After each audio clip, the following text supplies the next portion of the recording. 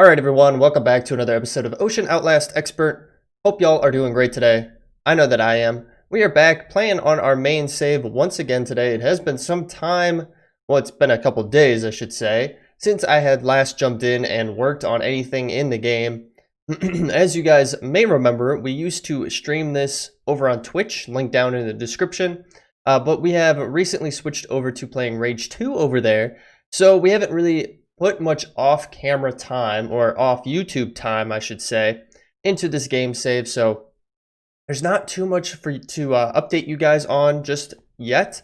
The one thing that we did do, though, if you guys recall, in the last episode, we got the auto sieve up and going, and we had it set up, I think it was over here. I think that's where we had it at. I have since moved that and got a better system set up, so I'll show you what we got, and then I'm going to offer a recommendation for those of you who might want to use a different setup that's a little bit cheaper. I'd be completely honest. I kind of wish I had thought of it before I set mine up, but we're already to that point. So yeah, I moved it from over here to being back behind all of our drawers here. And as you can see, we are collecting a bunch of stuff. And actually, I got to make sure, yep, I got storage upgrades on that one, and on that one. I think on that one as well. But yeah, as you can see, we're collecting a bunch of stuff, and that's why I moved everything back here. So, we have our cobblestone generator that feeds into our auto hammer here, which it's struggling to keep power with, which is going to be a thing that we really are going to want to address relatively soon, is a good way to produce power. And then from there, it's filtering into our auto compressor. So basically, that's not what I wanted. Let's throw this into here. And actually, what do I do? Just get rid of it. So cobblestone into here, which is going to turn it into gravel. The gravel is then being compressed into a compressed gravel block. And then that's getting filtered into our auto heavy sieve over here, which is then giving us our outputs over there. And we're utilizing a diamond stiffened mesh with all of the enchantments that you can see on there. So Sieve Fortune 3, Efficiency 3, and Luck of the Sea 3. Luck of the Sea isn't going to do us that much good right now, but everything else will be perfectly fine. But as you can see, we're struggling with power. So we might look into some better ways to produce power today, considering, yeah, we've been struggling with this system. But what we really could do is we could turn it off if we really chose to do that. And actually, you know what? I might do that. Let's get a lever. I think I got some levers chilling in here. I got one lever. I think it's redstone activated. I think I could turn it off. Yeah, okay, cool. I turned it off. Oh, we got a guy out here. It was a zombie with a bow? A fallen knight. Yeah, I did not expect that. Quite interesting. Once a very good knight upon his queen, now fallen into darkness after his queen died by the enemy's sword, and now swear death upon everyone that stands between him. Okay. Interesting. Very interesting. We got cooked mutton. But yeah, so that is our setup here. I got it turned off, as you can then see. So we can kind of build up some power, and we'll just kind of let it sit for a while. I do have two efficiency hammers in here, so they should last us a good while on doing things. But this is a very expensive setup. And the main thing that's going to cost a lot of resources that could easily be switched out is the auto hammer. Because the auto hammer, it takes the cold iron ingots, which we went over in the last episode. And then you need this double compressed diamond hammer, which is compressed diamond hammers, and then normal diamond hammers. So you need a lot of diamonds for this, and we used a lot of diamonds for this. Well, it was recommended by a viewer on the channel here to utilize a basic crushing factory, or just a crushing factory in general. And this is a lot cheaper. I am not gonna lie. I mean, look at this. You just need some steel osmium, some glass, some lava, redstone, electronic circuits, and then same with the upgrade. You just need the normal crusher with all of that. but that should get you what you need. So, because if we look at cobblestone, or we go to gravel, let's go to gravel. We should be able to take a look through here, just like so. Yep. So if you use a crusher, you can get gravel just the same. Now it does take it takes a different power, I believe. Maybe. I don't recall offhand, actually. But it's a lot cheaper than what we have set up with the auto hammer. Now, with having efficiency on there, I mean, it probably helps it a little bit, but at the same time, it would have been a lot cheaper to just use that. So if you guys are setting up your own instance of this little setup here, highly, highly recommend that you get that crushing factory instead of the auto hammer, just to save resources. Now, if you're farther along in your gameplay, you have tons of diamonds, you don't care, go for it. It's all yours then. But if you're early game and you want to be cautious of something like that, definitely recommend it to do that. How are we doing on emeralds? I forgot to look. So we got 4 emeralds in here. We're stacking up on a lot of stuff, and we actually get a decent amount of emeralds from the from our setup here, and we actually got a lot of diamonds as well. You know what though? I do need to lock all of these now, considering. Oh, I forgot we went to the end as well. I did a few things off camera. Considering these are good to be set in place. So let's just lock those up like so. Throw that away. But yes, I did go to the end and we collected some good items here. Nothing too crazy. So we got a bunch of these purple blocks. I thought they would be cool to have. We did get a circuit, right? Or a circuit, I think it's what it's called. We got a biome crystal for a jungle, which is pretty cool. We got a soul vial for a sulker, so we could spawn those if we wanted to. We got some gears. We got a dark bow, which is pretty cool. A upgrade, we did get an elytra. I'm probably mispronouncing it. I always do, so you'll have to bear with me. But yeah, we just went into the end, and I did a little bit of searching because I really wanted to find another Spectre Coil. Now, Spectre Coils, if you guys recall, the ones that you can find in the world actually produce power for you. Free power. Basically, you just place it down and it just produces an output of power, which is awesome. But realistically for us, I mean, for one, I couldn't find it. For two, I mean, we just need more power, and I can't spend all my time going around looking for stuff. So that's what I kind of want to focus on in this episode. How is our sag mill one? Our sag mill one has an awesome global level in it. That has a good global level in it. And I don't think those ones need it. So we'll hold on to that. Not in there. In there. Alright, so if we go into our quests here, there's a couple different options for power in this pack, obviously. So for one, we could go back into mechanism. We could try to get some of this stuff up and going. Once again, like the wind generator. So the wind generator, it will offer you, what, 80 KRF per tick? Which is not bad. It's not that bad at all. There are solar generators as well, but I believe these ones are a little bit lower. And obviously then they only work at night. So we would want something that is going to work continuously for us. We don't want something that's only going to be running at night. Now, there are other options in here if we wanted to. There's a biogenerator. It produces electricity from biofuel. 5.6 kilojoules from a single item, which is not bad, but it's not the most amazing either. Now, if we jump over into industrial craft, it has its own as well. But again, you're kind of getting into solar panels. You do have a geothermal generator, which could potentially be good. Power tier 1. But again, even with that one, we need to have... Oh, we need those cells for it. Okay. We need to have lava for it.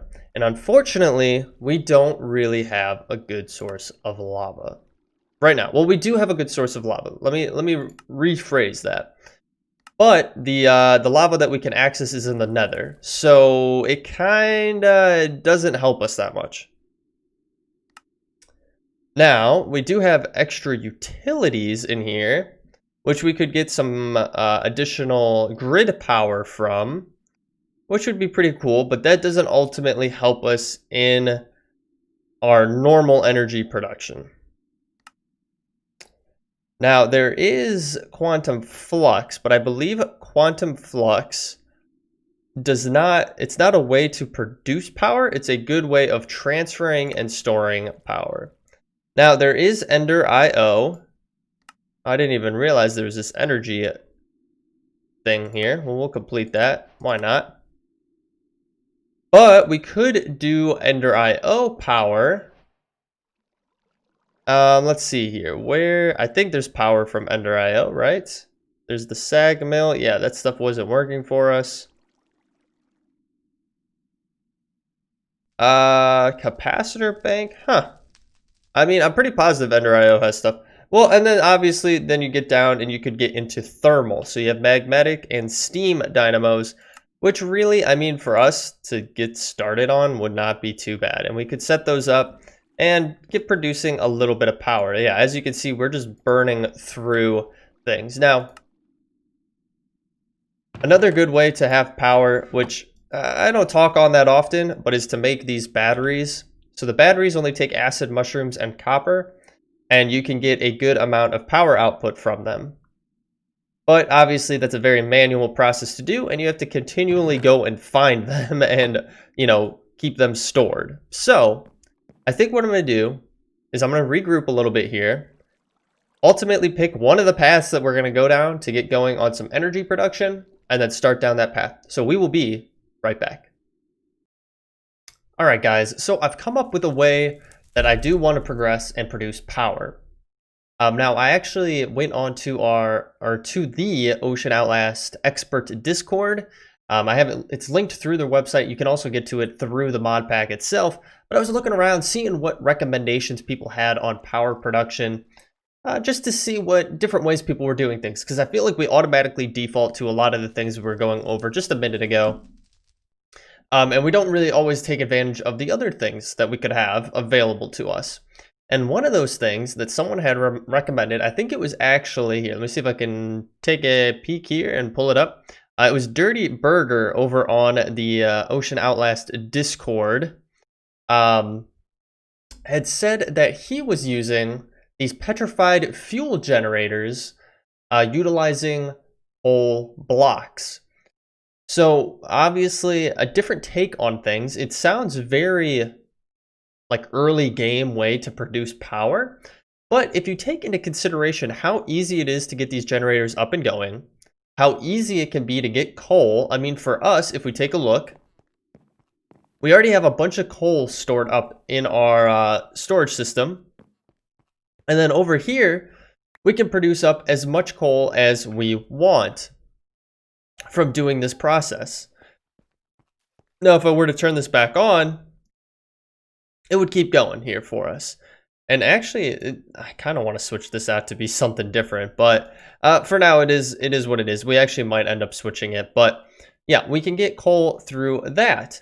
Now the coal can then be converted into coal blocks, which I have set up a compressing drawer in order to do. So if we look at our coal, we have 87 blocks right here, but overall we have a lot more than that stored. The other thing we also do have is charcoal, and we have a good way of creating charcoal if that's what we also wanted to do. So I'm going to integrate that into the overall setup to help add to our power. Now, ultimately, this isn't going to be the god tier of power, but it'll be enough generation to help us keep going and have things stored up, hopefully. The other thing I did want to mention while we're over here, you might have already noticed, is I did set up a mechanical crafter, and I hooked it into our system here. So basically, for the time being, I will change this to have more integration as we go with the coal, or with the gold, with our lead, and so on and so forth over here.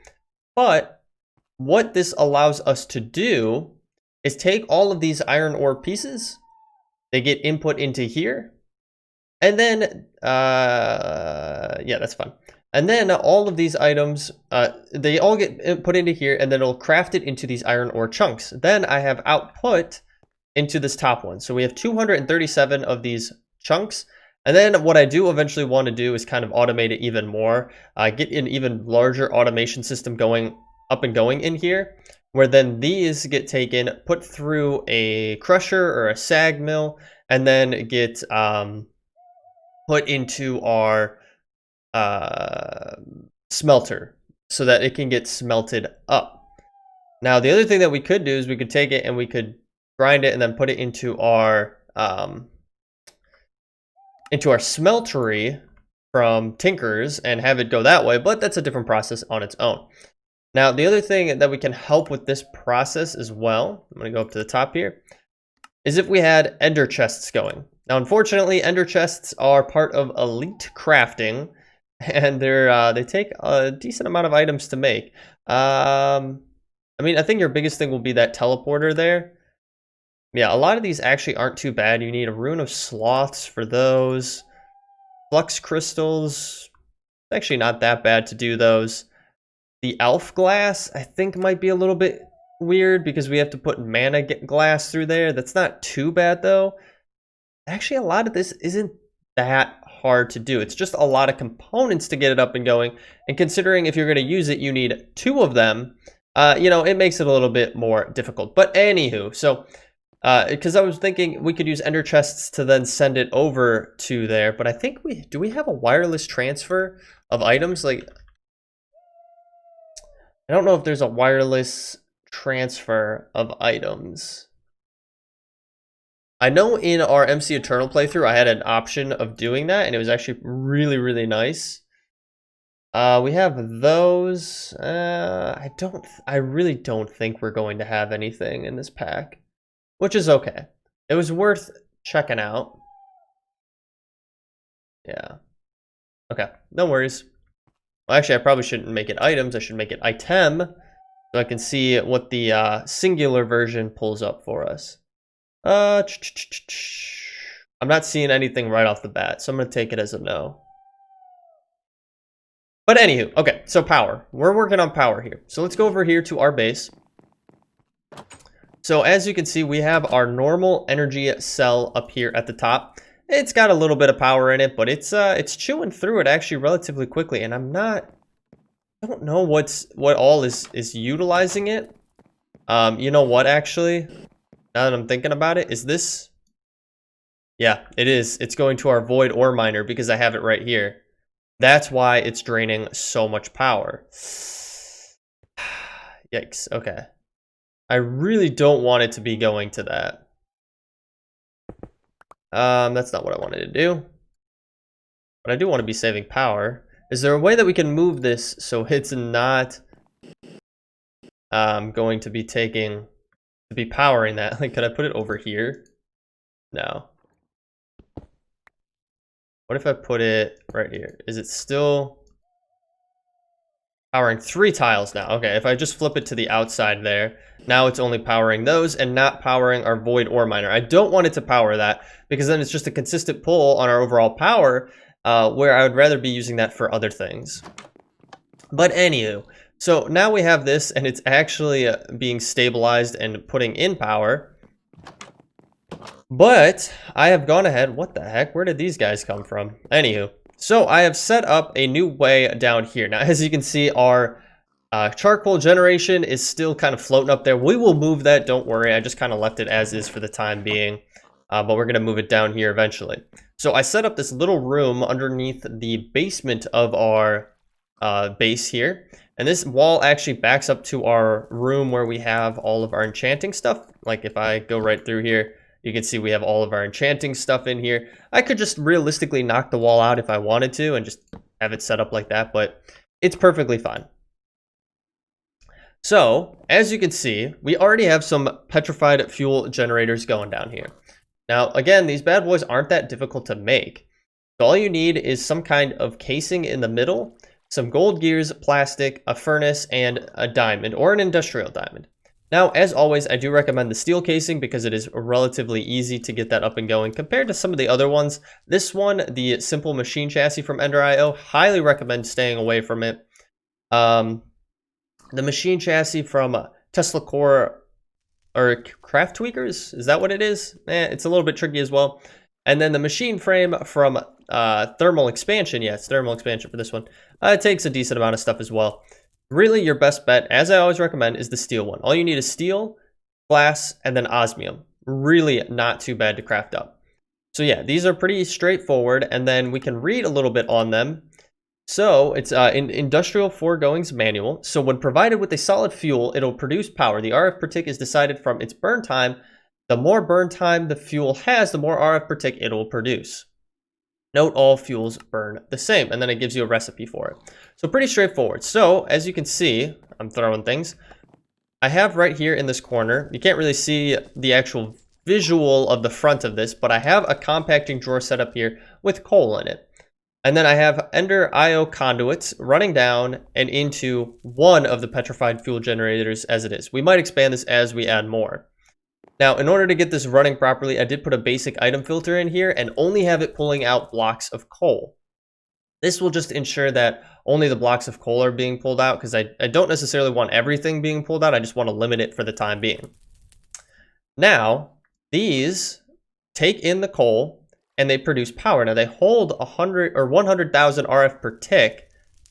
However, you also need to output them. This one actually, oh, I have it paused, that's why.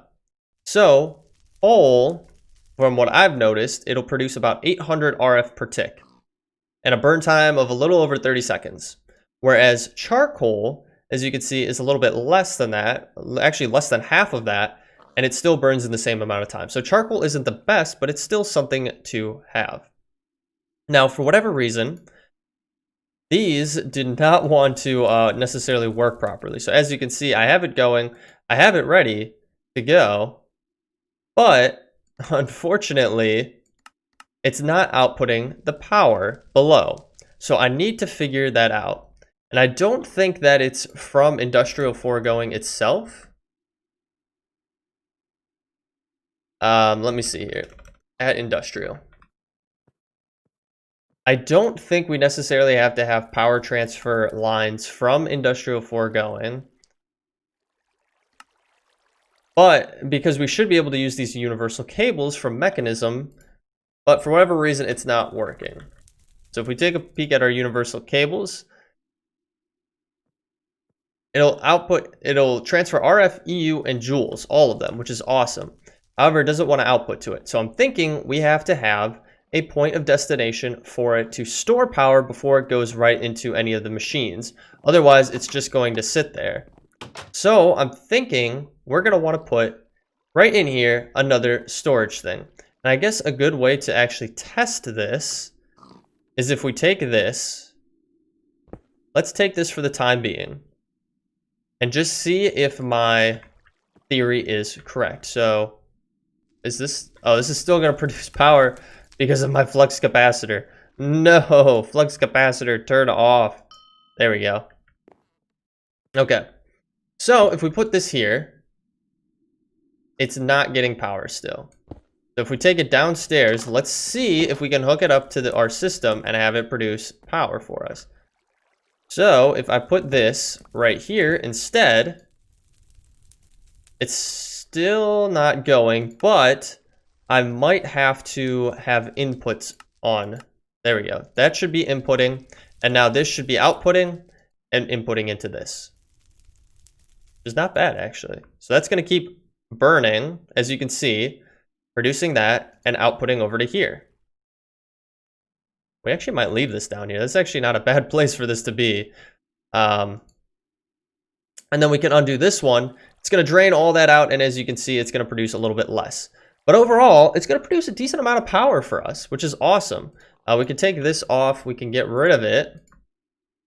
And it's going to keep building up a decent amount of power, which then can be transferred up above. So that does work for us for what we need. Now, really, it would be nice to have it up here, but actually we might move that into the corner there. Let me move things around real quick. Hold on. All right, guys. So I cleaned things up down here, got some stuff organized. As you can see up here, everything is just kind of spread out there. We have this going up to the top where we do have our windmill still going, so that kind of contributes a little bit, but mainly our focus is down here where we have things cleaned up a whole heck of a lot more. So as you can see, we moved our whole charcoal generation setup here. I had it going for a little bit, bumped it up with our time in a bottle to get it moving. So I've just been taking a normal wood here, oak wood, putting it through here, getting it, and then I have it set up to automatically input into our petrified fuel generator.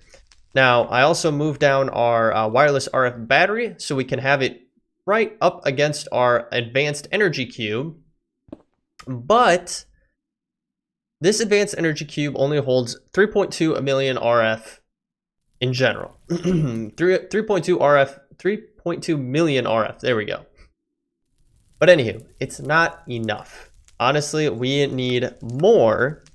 So we're going to bump up to the elite level so we can have some more store, because this is holding the 3.2 million, which is awesome. That's plenty of power for us. But we have the capability to store more, and I'd much rather have more on hand than less. So to get the elite one, we just need our advanced one, some of these energy tablets, reinforced alloys, and some gold. So these reinforced alloys are just the enriched alloys with some diamond. These are just ender ingots with redstone in the metallurgic infuser. These are the ender ingots, as you can see. And then the tablets are just some more of these enriched alloys, which you saw before. And then the enchanted ingots, which we've been over before. You do need an enchanter surrounded by books in order to do it. That's why we have our setup in order to get it. But it's pretty straightforward, and we should have everything that we need. So I should be able to take this, and take that, and get our elite energy cube. Now, before I do it, I do want to take our flux capacitor and turn it off for the time being, because if I have it on, it's just going to drain everything out of there, and I don't want that. So there we go. We have our elite energy cube. We can place this bad boy down. Now, we are going to have to probably configure it, and it's always a little bit confusing on what side is what.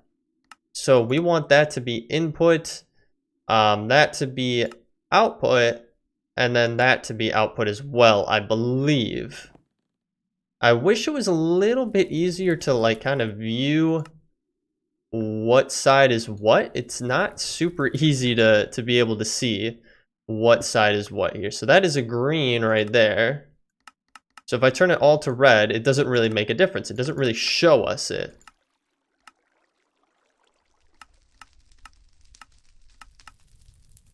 But I think we have it set up properly. No, we don't have it set up properly.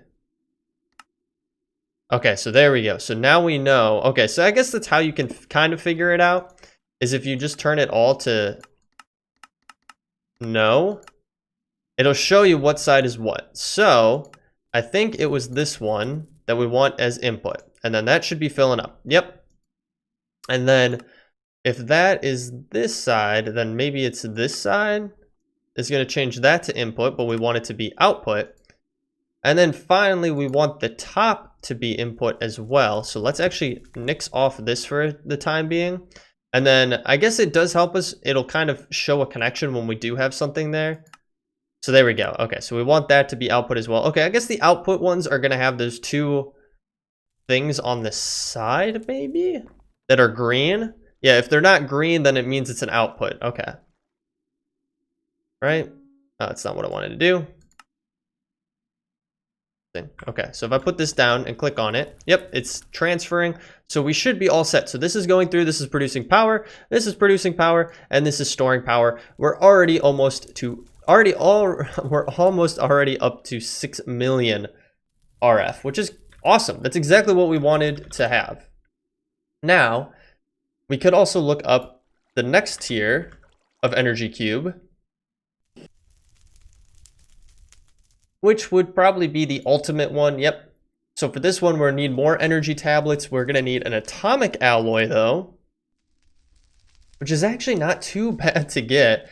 And that's gonna hold, yeah, 51 million RF. And then there's creative, which we obviously can't make a creative one, but we could easily get bumped up to this one and do it and hold that. So we would have 51 million stored in it. But I think for the time being, this is going to be super effective. I'm gonna back out here a little bit and attempt to get like a good screenshot. Can we get rid of this torch here? try to get a good wide angle screenshot here for our thumbnail. That should do. But yeah, we're going to wrap up the episode there. So I hope you guys all enjoyed this good way to produce energy. Again, shout out to Dirty Burger over on the Discord, the Ocean Outlast Discord, for recommending these petrified fuel generators. They definitely are a good way to go, considering you can get coal and charcoal fairly easily in this game. But yeah, so again, I hope you all enjoyed. If you did, feel free to leave a like down below, or better yet, leave me a comment. Let me know what you're thinking. If you have any other suggestions on energy production. If you're new to the channel, you want to follow along, hit that subscribe button and bell notification. It'll let you know every single time a new episode is posted to the channel. I do stream over on Twitch, mentioned it earlier in the episode. I have it linked down below. Currently, we're playing Rage 2. It's a bunch of fun, so if you want to hang out, feel free to check it out. And if you want to hop on over into our own Discord, you can hang out with a bunch of people from the community there, and you can always ask questions to me or anyone in there, and we can always try to help you out. But with that being said, guys, thank you so much for sticking through till the end. I'll catch you all in the next episode. Take it easy.